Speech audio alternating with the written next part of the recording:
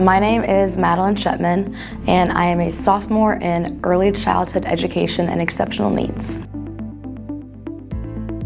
I started out in English Ed, and actually through a placement learned that I liked the younger kids. So I had a placement where I was at a forest school and I worked with kids 3 to 11, and I just fell in love with it, and I met with my advisor and she told me about this major. So now I've been in it for 2 full semesters, and I just started my professional semester where I've been working in the lab school. Then I've also had placements in kindergarten classrooms. So I've loved it so far. So I think I would start off by explaining the difference between early childhood and elementary, because that's something that a lot of people don't realize, and not a difference that I realized when I came to Purdue.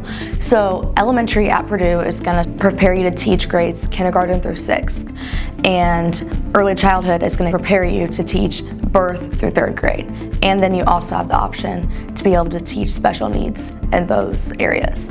So if you're going into it knowing that you want to do preschool, you want to do kindergarten, like you just want to focus on those younger kids, then it's definitely the major for you. And you start out with your typical prereqs like every major does, and then starting the 2nd semester of your sophomore year is really when you get into those like education courses. They're under HDFS, of course, but they are like your education courses where you're writing lesson plans, you're implementing them in the lab school and in your TIP placements. And so it's really just a hands-on program where we're learning how to work with kids birth through 3rd in all aspects: social, emotional, and then also just like educating them and preparing them for school. So I would say, at least in my cohort, I know majority of us do want to become teachers, like we want to work in a preschool or a kindergarten. I know that occupational therapy is something that people get into, and I also think that with your placements, it may be like it's something like, oh, like I didn't realize maybe I wanted to do this, but you see occupational therapists like doing work in the schools and realize that might be something you want to get into. And then I also know that some people go on into social work, and that's something that people will do on after this major if they don't want to do education. Hands-on experiences is what led me here in the first place. So, I mean, you learn a lot. Like, being in class is great, you learn about, all the standards you have to know and all the things you're gonna teach in the future, but like being in the classroom and getting that experience with kids and like being able to use like the guidance strategies that we learn in classes, like with like the children that we're interacting with, is just the biggest learning experience. And I can't imagine being in a program where I didn't get those hands-on experiences, because that's where I've learned majority of what I've learned overall. So far, I'm gonna say 412, HDFS 412. It is the music and movement class with Dr. Purcell, and it is just so interesting to me. Like, typically, like I read the books that they give us, but like, it's a tough read or whatever, but like these books are genuinely like the book that we read. Like, I learned so much, and like I'm genuinely curious about everything that like we're reading and learning about. And it's also cool that we get to write lessons about music and movement and then implement them in the lab school.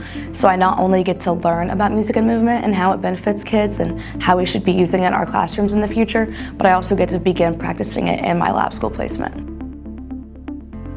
I would just say welcoming. I've never once felt scared to email a professor or to talk to a professor after class.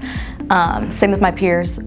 One example I can think of is my cohort is now in an SLHS class, which is new for my major in general, and it's been challenging at times. There's some things that SLHS majors know, but they're not just known things to us, so we're kind of have to catch up and work together. And we've all been able to ask each other for help in classes, check our answers on assignments. I've never once been scared to talk to any one of my peers or my professors, and that's just a really great feeling. I plan to become a teacher. I don't know exactly what grade. I really enjoy kindergarten right now, but I would like to explore 1st and 2nd grade a little bit more, and I'm sure I'll have those experiences in the upcoming semesters, but I just want to explore those grade levels and kind of see where I want to be, but I definitely do want to be a teacher. And then after I begin my first couple years, I do want to work on a master's program as well for administration to become a principal. Maybe babysit. That's something that I did a lot before I came to college, and I still do while I'm in college. Just seeing if like you enjoy hanging out with little kids, like if that's something you could see yourself doing all day, every day. And then if you could work in like a daycare or a preschool, or I know a lot of schools have like cadet teaching programs, and that's something I was a part of in high school, and that really led me to be interested into education, and also helped me know that I liked little kids because I worked in a 3rd grade classroom. It's just a community of people that love to help people, no matter like what they want to go into, whether they want to go into therapy or family and marriage counseling, education. We are just a group of people that love people and care about their development and giving them the best life possible.